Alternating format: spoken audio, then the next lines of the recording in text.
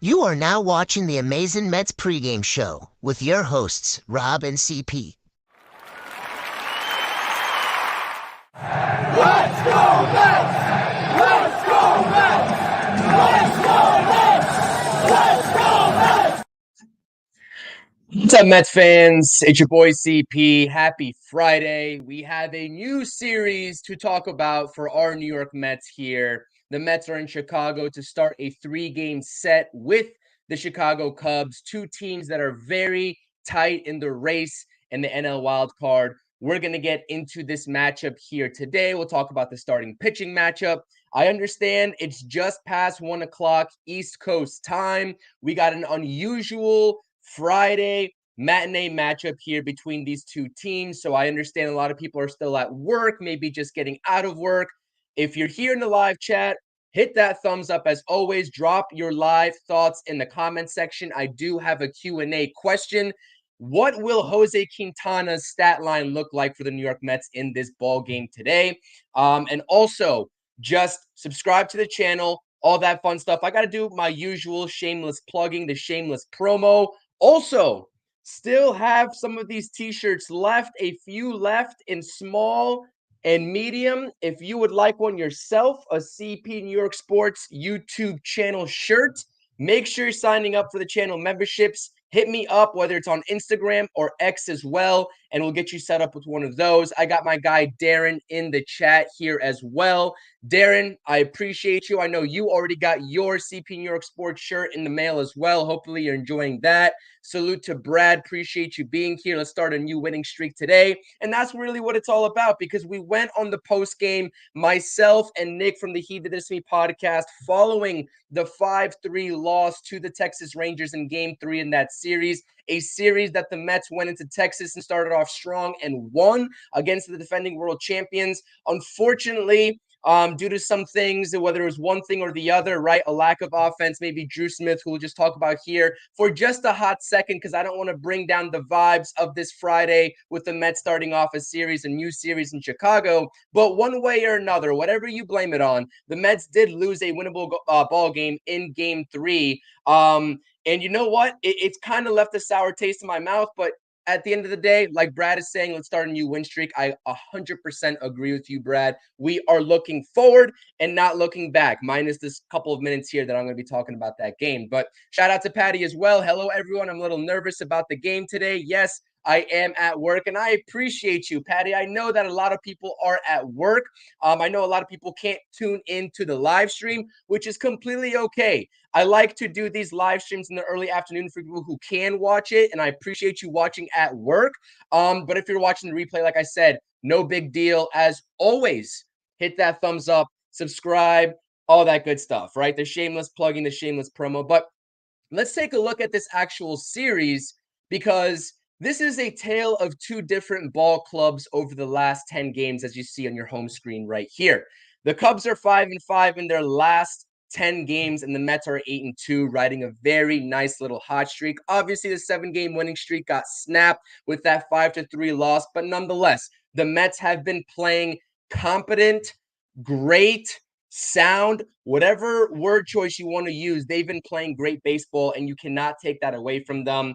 And that should not change here going forward into this series. We always talk about it, whether it's myself with Nick, with Hector, with Rob. It doesn't really matter who gets on here and discusses the Mets. The general point is that this team cannot be expected to win every single ball game, right? And they're not going to win every single series, but how do you get back up? How do you bounce back after a loss in a winnable ball game? Excuse me, series going off here. How do you bounce back after a ball game like that 5-3 loss? That's what we all want to know. The offense, they only put up 3 runs, which is a fraction of what they put up in Game 2 and Game 1 in that Rangers series. How do they bounce back against one of the better pitchers in baseball, who we'll talk about that here in just a second, and Shota Imanaga? How does this offense bounce back? You got Jose Quintana, who's been up and down this season. It's actually surprising to me that Jose Quintana, in his last 5 starts, 3 of those starts, he's gone 6+ innings. That's shocking to me when I saw it, because every single time, more or less, minus a good outing against the Padres last go around, we're talking about Jose Quintana not providing enough length. So how does he go back out there and do? And if you're the bullpen, particularly Drew Smith, who I just want to talk about here for just a quick second, how do you bounce back after giving up a go-ahead 2-run home run to Mr. Tavares on Wednesday, I think it was? How do you bounce back? All these factors and all these facets of a baseball team, they need to do their job collectively and bounce back from the previous performance. Losses are expected, but you got to forget and you got to move on because you always got to take game one of the series. That's what I always preach, and that's what I'll continue to preach. So a lot of discussions were happening surrounding Mr. Drew Smith, who you see on your screen here, has a 3.38 ERA. The whip is 1.56 on the 2024 season, albeit still young. He's done more or less okay so far in the early goings of 2024. But there are discussions happening about Drew Smith in terms of what his actual role out of the bullpen should be. And a lot of people like to make the point about what his ERA is, whether it's in his Mets career, whether it's so far this season. His Mets career, I believe, is like 3.51. Right here, you see 3.38. But for me, it's how does he manage the role that the team gives him, and how has he managed that role? This team, over the past however many years, right, going on 4 or 5 years maybe at this point, has entrusted in Drew Smith in certain spots in tight ball games where you need a lockdown, shutdown inning, whether the Mets are up 1, whether they're up 2, whether it's a tie ball game, it doesn't really matter. They have entrusted in Drew Smith a lot. And this is just an actual eye test and a field test for me when it comes to Drew Smith, that he has not produced on the same level as what we all have hoped for him in terms of progressing as a pitcher that can develop into, let's say, a 7th-inning guy consistently, maybe even a setup guy, as we were having those discussions years ago about him potentially being a setup guy for Mr. Edwin Diaz. None of that has come to fruition because something just hasn't clicked with Drew Smith, with the plus side stuff that he does possess in his arsenal, with plus velocity at 95, 96 miles per hour. At plus, I guess I don't want to say movement on the slider because that still does need work, but just in general, he has plus stuff to go. The command, the location has always been a talking point about him. And I just don't know how many more times out we have to keep having these discussions surrounding Drew Smith for the Mets to finally pull the plug on him in crucial situations. We've been talking about Adam Ottavino. We've been talking about Drew Smith in the same light. I even went as far as to say as I trust Drew Smith slightly more than Adam Ottavino. And maybe that backfired on me because literally the next time out, he does this against the Texas Rangers. So I'm not trying to take away anything about what Drew Smith can become. But when it gets to a point that we have countless of years of just watching Drew Smith do the same thing time in and time out in close ball games, it gets very tiring. Now, I will say I do have to correct myself because when I am wrong, I'm always going to correct myself. When we went on the post game on Wednesday night, we went live right after the game. I was asking where Daniel Nunez was.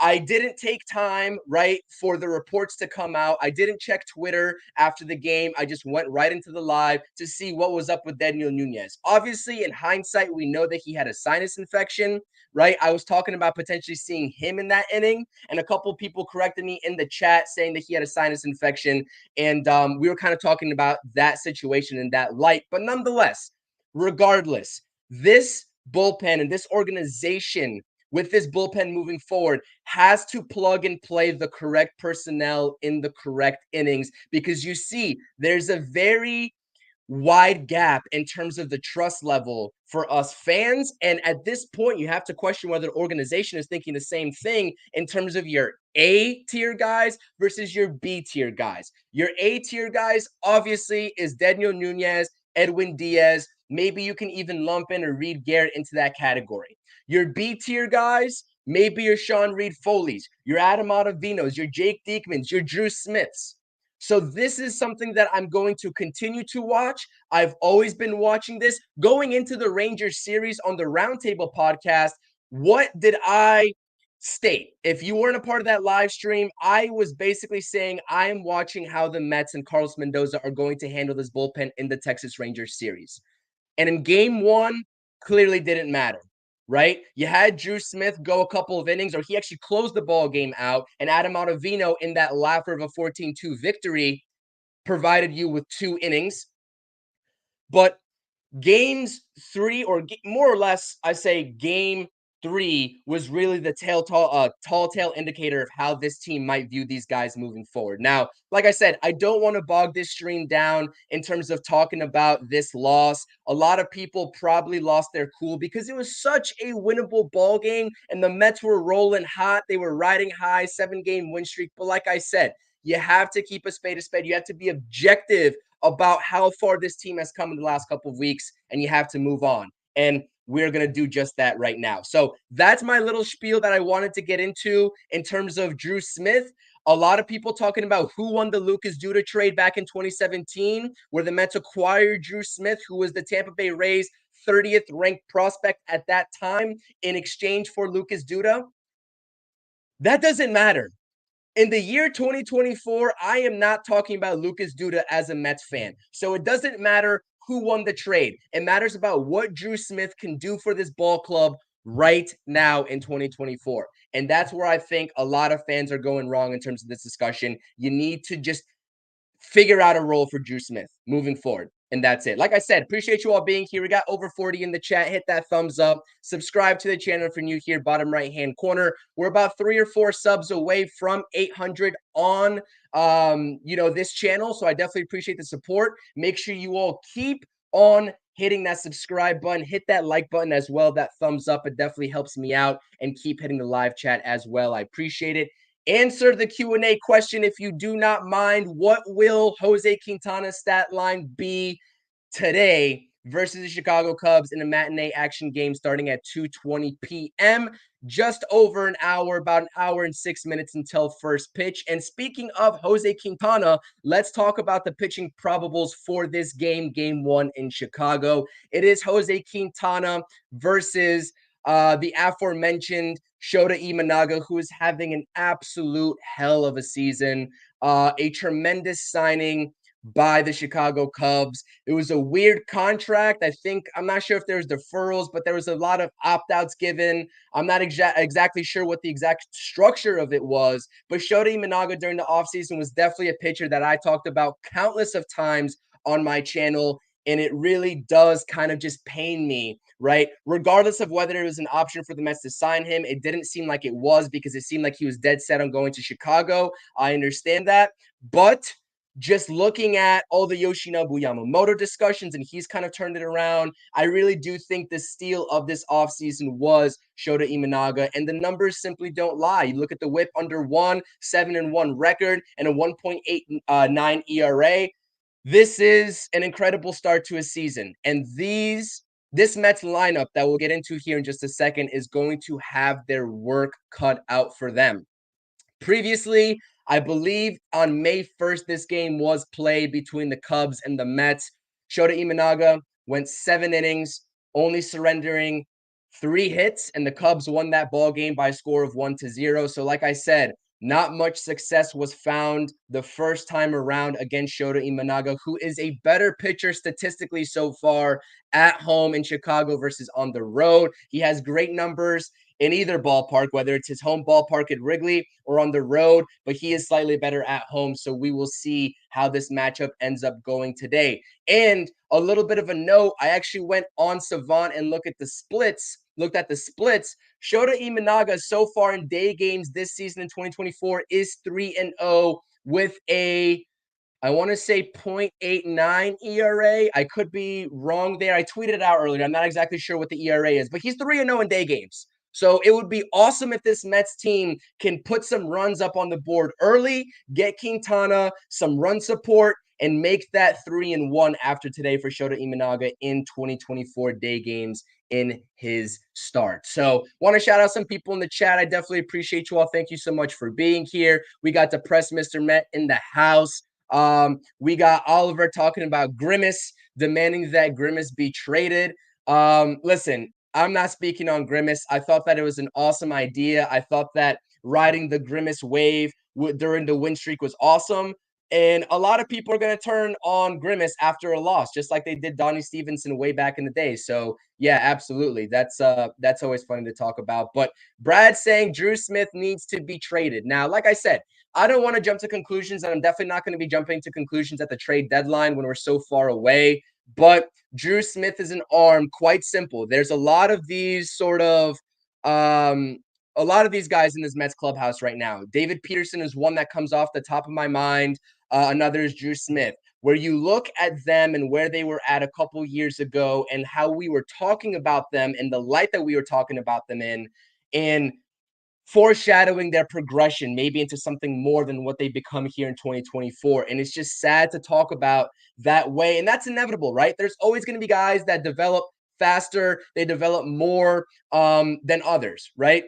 And maybe David Peterson and Drew Smith are just those types of pitchers, but it's just a shame because you look at David Peterson's put away pitches. It's awesome, right? When he can actually have command of it. Drew Smith, same thing with the stuff that I just talked about in his arsenal. It is plus tier if the Mets were able to tap into that. Now, I'm not sure if that's the player's fault. I'm not sure if that's Jeremy Hefner's fault. I'm not going to try to put blame on any single person. I think it takes the collective organization along with the player to get that ready and get that under control. But that's kind of my point with that. So I'm not going to just jump to the conclusion that he's going to get traded or that I want him to get traded, because he still will have value for this bullpen, but it's got to be in lower leverage situations, which is going to be hard for this Mets team to navigate, because now you have two guys that you presumably don't have full trust in high leverage situations. One is Adam Ottavino, and obviously two is now Drew Smith. So do you start using Sean Reed-Foley more in those higher leverage situations in place of those two guys? Do you bring back up a Danny Young and see what he's got in maybe the seventh inning? There's a lot of ways the Mets can kind of manipulate that and get around it, but I'm curious what they're going to do and when they're going to do it, because timing is key. Timing is everything. Aaron's checking into the chat saying, LFGM, do we have a lineup already? Yes, we do, and I will toss it up on the next slide after I talk about Jose Quintana here in just a second. Just about 18 minutes into this pregame stream. I'm not going to yap on a lot today. I know I always go on and on and on, and I rant and I just talk too much on these pregame streams. I know some of you like it. Some of you are like, all right, time for me to go because I can't listen to this guy talk anymore. I'm not going to do all that today. I promise it's going to be 30 minutes max after we talk about Jose Quintana and the lineup. But nonetheless, yes, we have a lineup. I do like the lineup, and I'll talk about something in particular here in this lineup. And I want to get everybody's sort of thoughts and opinions because, like my guy Hector from Blunt Thoughts here saying, Jeff McNeil is a great Met. Can't believe he isn't in the lineup. I appreciate your early Friday afternoon trolling, Hector. Thank you so much for being here. I definitely appreciate you following up by saying LFGM. And let's see here. Quintana's stat line. I don't think Patty wants to get into it. I'm not sure if I want to get into it, but nonetheless, like I said, he's coming off of a great start versus San Diego. Believe 6 innings pitched, only gave up 1 earned run. And this sort of inconsistency with Jose Quintana is something that I really just wish he was able to sort of get under wraps, because one game it's 6 innings pitched with a great stat line. The other, it's 3 2/3, and the bullpen is overused. And we keep on having that sort of conversation surrounding the bullpen and the overusage because of the pitchers not being able to go long in ball games. Now, quite simple. I just told you all that the Cubs have lost, I believe, 3 of their last 4 series. They're coming off of a good series win against the Giants. But nonetheless, they are 5-5 in their last 10. They've had some issues in the bullpen. They've had some issues in their starting lineup. Obviously, familiar face Tomas Nido is officially in a Cubs hat. I saw his pregame stream, not pregame stream, but pregame interview that he did, and he's got a Cubs hat on. That's kind of a weird feeling for us Mets fans. Now, like I said, this is a sneaky under the radar Cubs team because I look at their lineup. I see some guys that definitely scare me, especially with the matchup against Jose Quintana. You see 4.98 ERA. He's finally got a sub-5 ERA after that San Diego Padres start the last time out. He's 2-5 on the season, 1.37 whip, which is not the best, below league average. But listen, at face value, whatever we get out of Jose Quintana is what we're going to get. You either got to be prepared to rock for the sixth inning and get that sixth inning guy ready, or the long reliever, whoever that may be for that given day, is got to be ready in the fourth inning. We just don't know what version of Jose Quintana we're going to get. And partially, that's partly due to the fact that he doesn't have the same put away pitches anymore that he used to, especially his pre-Met days, maybe going back to his version, a version of himself with the Cardinals. He doesn't have the location of his off speed, and he only throws 91 and 92 miles per hour. And like I said, his location with his fastball throwing that slow is simply not a recipe for success. You saw it with even Drew Smith, and I hate to take this back to Drew Smith, but that home run that he gave up on Wednesday versus the Rangers, that go-ahead home run, where was that pitch? Drew Smith in his post-game interview, right? I just watched it today, even said he didn't get the location where he wanted. He left it a smidge down right at the knees when he wanted to get it more up. You can't make those type of mistakes to major league hitters no matter what the team is. So I'm really hoping that Jose Quintana can go out there and find control of the baseball early and often. Because if I were to have one gripe with the starting rotation, it's just the multitude of pitches that it takes them to retire hitters. And sometimes when you get to an 0-2 count, 1-2 count, the hitters do a great job in working back to 2-2, 3-2. Sometimes they don't even get the out. Sometimes they walk, which happens in baseball, but it's been happening too frequently for this Mets starting pitching staff, which just drives the pitch count up. And it's just frustrating because you'll have 0-2 count, uncompetitive slider, uncompetitive fastball way out of the zone. Make those pitches competitive. I'm not sure how many times in 2024 I'm going to have to talk about this. And Jose Quintana is one of those guys. Luis Severino probably does it better than anybody on this Mets starting rotation. Tyler McGill has been doing it a lot better as well recently. So props to those two guys. But Peterson, Manaea, and Quintana, 100% Quintana.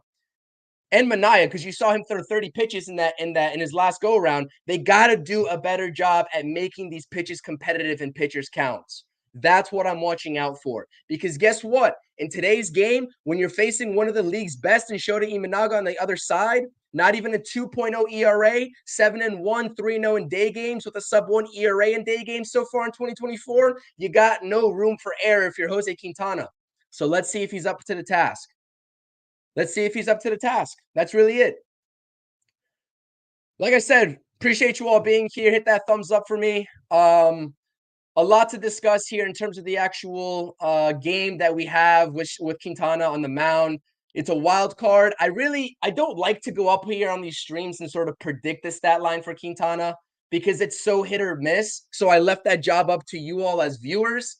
But yeah, Ricardo, 100%. That's exactly the reason. That's what I'm getting at here. It's just so hit or miss. And it's just really unpredictable in terms of what he's going to produce. So let me see here if I have any predictions for a stat line. I'll throw it up onto the screen. Everybody's shying away from throwing out a stat line on Jose Quintana. I see in the chat here. Nobody wants to throw out some numbers for me. All right. Well, I'm going to take this time to, like I said, I'm going to plug the t-shirt in one more time. CPNYSports long sleeve t-shirt. If you're interested, we bleed orange and blues on the back. Hopefully that's right side up and not backwards for you all. Let me know. Unfortunately, larges and XLs are sold out. I got a lot of people that were interested in them, so I sent out a lot of larges and XLs. But if you're interested in a small or a medium shirt, hit me up on Instagram, hit me up on X, become a channel member, and we'll get you a shirt. 100%. Appreciate you. There we go. We have our first stat line. 5 innings pitched, 7 hits, 2 earned runs, 5 strikeouts for Jose Quintana. And that's really the variability there for strikeouts as well. I'm curious to see what he produces in terms of the sort of put away pitches. Can he put batters away? because he was doing a better job of it last go around. And I think when he has that put away stuff working, when he's able to work those corners, good things happen. Quintana, according to Ricardo, 5 innings pitched, 4 strikeouts, 3 runs, 3 walks. And Quintana is usually there. I think that's a fair assessment, Ricardo. And even Aaron, he's usually around that 3 earned run average, right? I know his ERA right now is 4.98, but you look at his last 5 starts, 3 of them, he's given up 3 earned runs in. So if the trend continues here, especially in recent history, maybe we expect 3 earned runs. Like I said, and like you said, Ricardo, it's just very unpredictable. So appreciate you all being here. Mets have to prove they can win in Wrigley. Absolutely, Darren, 100%. Like I said, maybe the Cubs lineup individually is not having the best go around in terms of the statistics, but I do fear that lineup just on paper. They've got good talent there. This team is scrappy. This Cubs team is scrappy, and we definitely saw it earlier this season in May with that 4-game set where the Mets and Cubs split 2-2. And this pitching staff for the Cubs, like I know I'm only talking about Quintana versus Imanaga right now, but you look across the board. And by the way, Mets fans, breaking news. Just before this stream happened, I was going to mention it. I almost forgot to mention it, but here I am. Luis Severino. We're not going to see Luis Severino in a scheduled start against the Yankees. The Mets are pushing Luis Severino up and pushing David Peterson back. So David Peterson will presumably be starting against the Yankees on Tuesday, if I have it correct. And Luis Severino will be making that Sunday night baseball start versus the Chicago Cubs on Sunday. If this doesn't tell you how badly the Mets want to see this team, this Mets organization, this Mets front office wants to see this team win this series against the Cubs, then I don't know what does. You push your best starter up to get that Sunday night baseball game against a team that you're directly competing with for this NL wild card in this race, as opposed to him having the storyline of going back against his former team and pitching there. The Yankees, that is, obviously. So I don't know. That's some breaking news. I thought that was interesting. I'm not exactly sure why. I'm not sure if we have reason for it, but I'm just going to sit here and speculate. It's because this Mets front office wants this series really, really badly. So,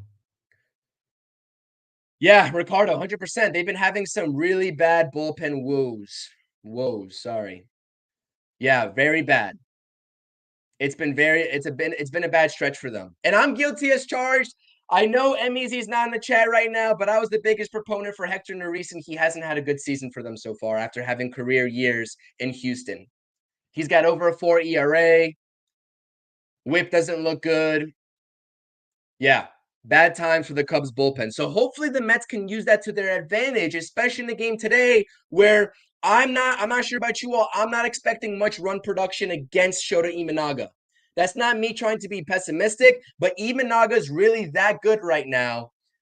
And he really only needs 2 predominant pitches, his 4-seam fastball and his splitter. But the run and the tail on his pitches is crazy. He throws 91, 92 miles per hour with that 4-seam fastball. Same thing Quintana does. No difference. But you look at the Savant pages and the difference, and you look at the run, especially lefties in this league that don't throw hard. They need tail. They need spin, the spin rate. They need run on their pitches. Imanaga's getting that, and he's finding success. Quintana hasn't been getting that on as much of a frequent basis as Imanaga, and you see the differences here. And I'm not trying to sell you all on these being the 2 like same exact pitchers, but you look at the pitching style. They're both soft tossing southpaws. So, yes, Patty, Severino is going on Sunday in this Cubs series when he was originally scheduled to throw against the Yankees on Tuesday after the off day. Yep.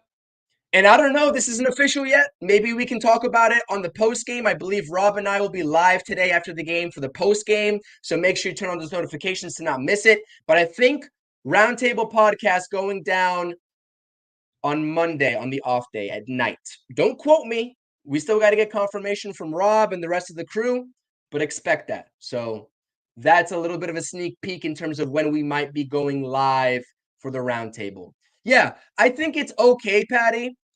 I think I wanted to see that storyline of Severino going back against his former team and kind of dominating them. That would be like the ultimate storyline. But I really do think the Mets are focused on the direct competitors and trying to take as many games possible for the teams or from the teams that are directly surrounding them in this wild card race. The Cubs being one, obviously we'll see the Nationals here early on, is another team. The Pirates are coming up as well. Like, these are important games. It's June 21st, not even July yet. I understand, but these are very important games. And this Mets organization, by maneuvering this rotation, they're kind of indicating to us that if we don't want to be sellers at the deadline, I'm just going to say that right now, we got to start winning games and as many games as possible. We cannot have bad matchups fall in line against the teams that we need to be directly beating. So, yep, absolutely, 100%. So, let's talk about the lineup here in this game. Game one, like I said, 2:20 first pitch in just under an hour, just about 50 minutes. This is going to be the last talking point here about the lineup. You see here Francisco Lindor batting leadoff, playing short. Brandon Nimmo in the 2-hole. JD Martinez batting 3, Pete Alonso, Marte Vientos. Alvarez gets to start over Luis Torrens.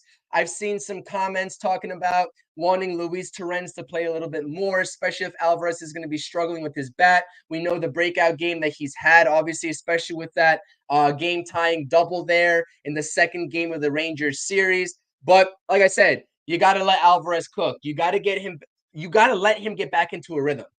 Because if you're going to split 50-50 time, which is never going to be the case, I'm not sure who's arguing against giving Alvarez the majority of the playing time over Luis Torrens. And as good as Luis Torrens has been, like, this is your 22-year-old catcher of the future. You cannot be splitting even time with a backup catcher at this point in the season. You just can't do it. You got to let Alvy get back in his groove. And I know the bat's going to take some time. We've seen some glimpses already. He hasn't gotten off to the hottest start coming off the IL. I understand that.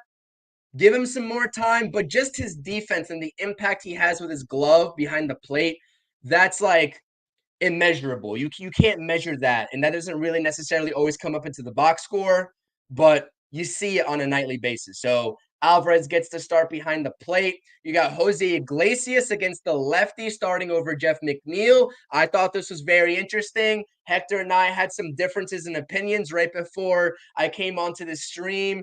In our little chat, we had some back and forth discussion surrounding it, and then Harrison Bader. So I don't know. Does it shock anybody, like, with the way that they view Jeff McNeil? Are you all surprised that Jose Iglesias is getting the start over Jeff McNeil after an off day against one of the better pitchers in baseball? Let's forget about lefty or righty. Let's forget about the matchup and lefty or righty. Let's put that away for a second. If you truly believe that Jeff McNeil is your starting second baseman, like Carlos Mendoza just said maybe a week and a half, 2 weeks ago, he's our starting second baseman. Those were the words that came out of Mendoza's mouth. Wouldn't you expect your starting second baseman to be playing after an off day against one of the better pitchers in baseball, who happens to be a pitcher in Imanaga that Jeff McNeil had a couple of hits against in that start last month? Wouldn't you expect that? I'm not arguing against it, because you all know, if you've listened to me talking about the second base situation, I want Jose Iglesias to start. So that's not an issue for me. This is a non-issue. I'm just curious. That's kind of like a question that I'm raising myself in terms of the discussions we might be having around Jeff McNeil here in the near future, whether it's this month or next, probably next month. Anyways, just wanted to toss that out. So a food for thought. It's a food for thought kind of moment. But this is your lineup. Like I said, the at-bats that they've been taking have been night and day different. I love the way this Mets lineup, especially starting with Francisco Lindor, has been taking their at-bats. Francisco Lindor, there's no drop-off in terms of watching pitches or working pitch counts. Lindor's taking his walks when they're giving it to him, and he's also hitting the crap out of the ball when they throw over the plate. There's been no drop-off from Francisco Lindor, from Brandon Nimmo to Francisco Lindor to the leadoff spot. And Brandon Nimmo's also coming into his own here, had a great Rangers series in the 2-hole. So I like this lineup. You obviously only put up 3 runs on the board in game 3, Understand you're going to have funk sometimes. I understand that. How do you bounce back? Continue to take good at bats. And it's going to be a really big struggle. Imanaga, this guy has got it going on this year. I'm really curious in terms of what sort of production and the at bats that we're going to see from this lineup against Imanaga. Are they going to learn from that last outing? Have they watched the tape? I'm sure they have. Do they have a different strategy? A lot of these reporters in the post game ask these hitters, what are you looking for on 2-2? What are you looking for on 1-2? And they kind of explain the thought process. These players in these team meetings always talk about, especially with this lineup, what are you thinking in a certain pitch count? So the strategy shifts from game to game, especially from pitcher to pitcher. Let's hope that the proper adjustments are made in this game today. Unusual start time. I will say 2:20 p.m. on a Friday. I'm not complaining. I like matinee baseball. I like day baseball because guess what? I get to go out after this game, hopefully after a Mets win, and enjoy the rest of my Friday night. I love it, but a little unusual. It's kind of weird to be up here starting at 1 p.m. talking on a stream. I usually start around 1:30, 2 o'clock. 1 o'clock's a little early, but you know what? I'm here. We had to do it. We had to put up the Amazing Mets pregame show. Obviously, Rob's not here with me. He's got work. We will be on the post game, so tune in to the post game, and you'll get both of our perspectives on what transpires today in this game. Absolutely appreciate you being here, Ricardo. Everybody, please hit that thumbs up for me. Get this stream to 20 likes. Whether you're in the live chat, whether you're watching the replay, hit that thumbs up. Is this the day we hand Shota Imanaga his first day baseball loss of his career? Is today the day? What a better way to do it. There's no better day to do it than June 21st, 2024. Let's do it. CP, the fact they're moving Severino up tells me playtime is over. So if you're not performing, you're going to sit or be out. Yes, 100%. That definitely applies to the starting lineup positionally because you have your backups. But it's kind of hard, right, to do that with the starting rotation because you have to push guys back against certain teams and play the matchups that way that you want. But I think that more so, this might be writing on the wall that maybe a Christian Scott's finally going to come back up because we haven't really heard anything about him coming back up since he got sent down. A lot of people saying he's going to be here as soon as he can. June 15th was the day to bring Christian Scott back up. He just made a start the other day in AAA Syracuse going 4 innings pitched. Maybe he's going to come back up. Maybe Jose Buto is going to come back up. Like, I agree with you. This is indicative of something, not only of them wanting to win this series and putting their best guys out there to win this series, but also who they trust in versus who they don't. Now, obviously, there's probably numbers at play here. I don't know what David Peterson's career numbers are against this. Actually, I do. I lied to you. David Peterson has fared okay against the Chicago Cubs lineup, but like I said, the fact they're pushing him back, like that is a very tall tale sign. I agree with you. 100%. Appreciate you, Carlos. Thank you for being here.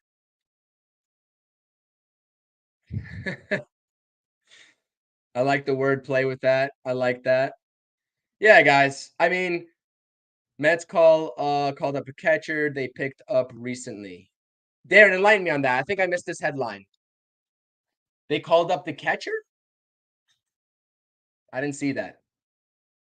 Anyways, regardless, not to lose my train of thought. Like I said, day baseball today, nothing better. This is your lineup. JD Martinez, Pete Alonso. I like that 3 and 4. Obviously, Starling Marte, Mark Vientos. You got to hope Mark Vientos continues the hot stretch. Cooled off just a little bit. But I will say, Vientos had a good Rangers series, and so did Francisco Alvarez. Both had 2 games with multiple hits. This lineup is looking good. Like I said, until they prove otherwise, this lineup's looking good. I don't care if Jose Iglesias plays or Jeff McNeil at this point. I'd rather Jose Iglesias play, but I don't expect the drop-off in production in total from top to bottom with this lineup in terms of the runs produced to change just because Jeff McNeil's starting in place of Jose Iglesias or vice versa.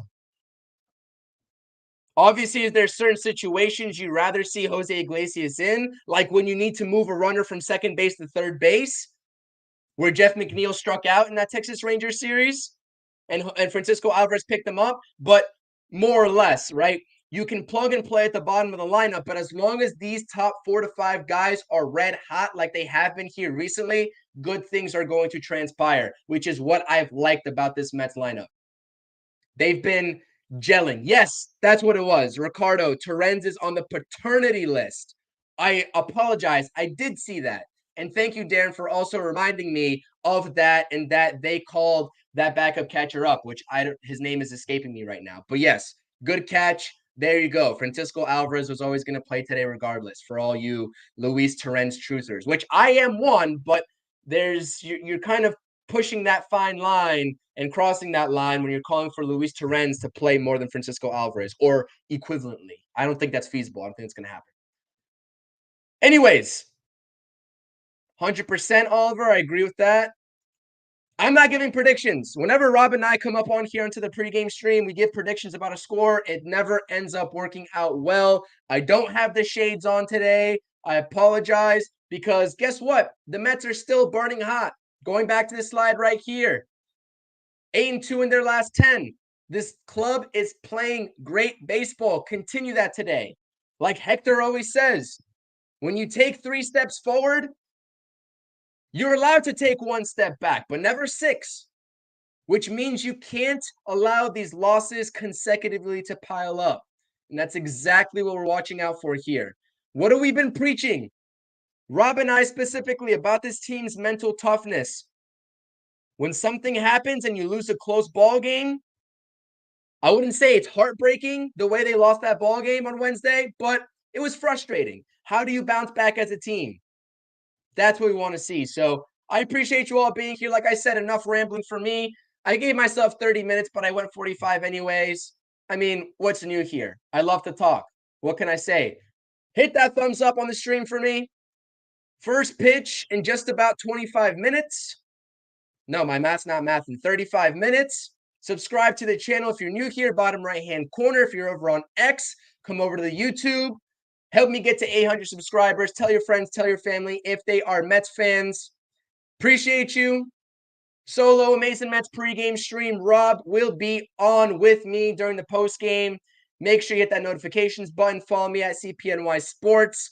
I always post clips from all my streams as highlights for you all to get the main talking points. I live tweet the games. I'll be live tweeting the game today, giving my thoughts and opinions. And then we'll come back on here after the game and have a discussion surrounding our favorite baseball team, the New York Mets, as they start this fresh series against the Chicago Cubs. I appreciate it. Everybody have a blessed Friday afternoon. We'll see you all in the post game. And as always, continue to stack good baseball games and the results will follow. Let's get a win and let's get a gritty win against one of the better pitchers in baseball here so far in 2024, Shota Imanaga. Let's go Mets. Peace.